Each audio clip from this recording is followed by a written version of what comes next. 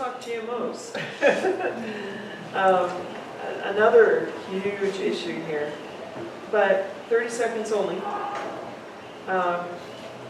Aaron, will you uphold the county's ban on the introduction of the new GMO crops on our island?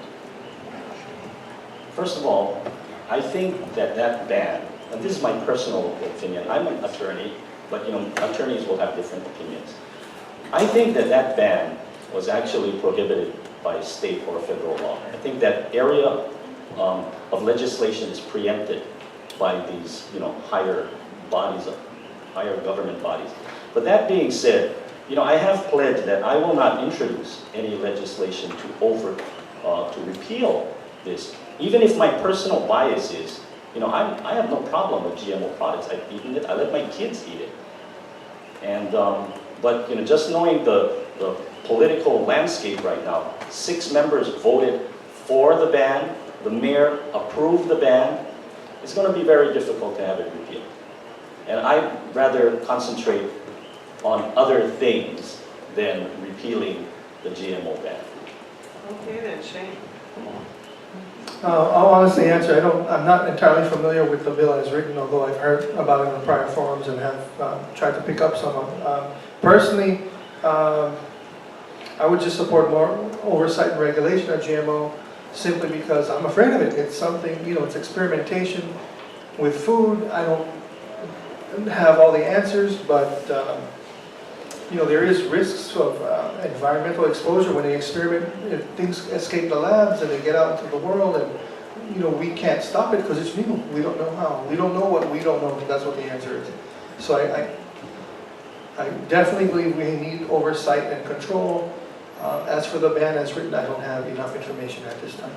Okay then, Daide, what say you?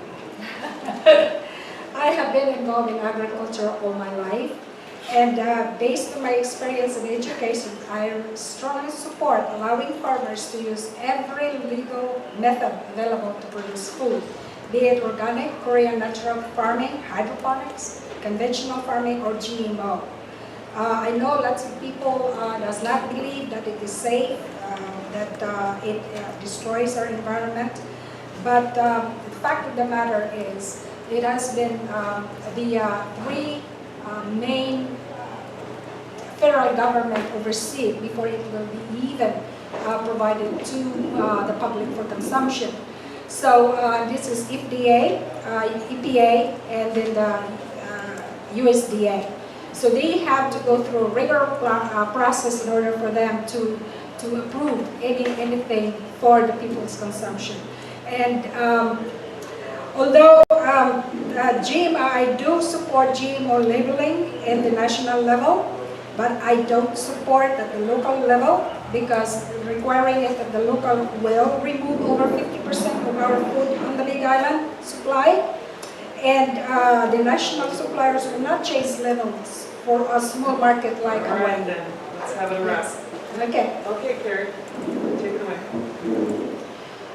Yes, I will uphold the ban.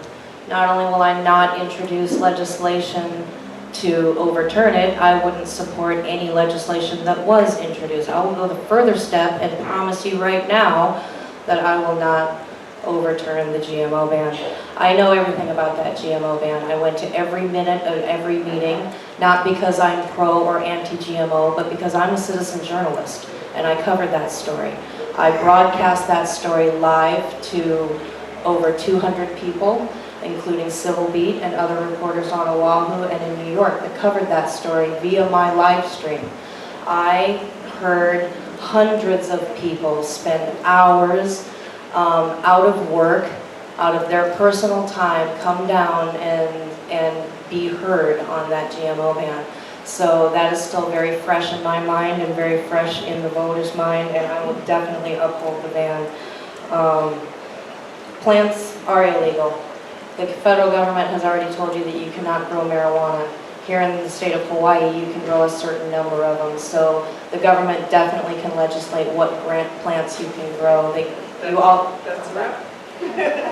So, thank you all. That concludes my little section.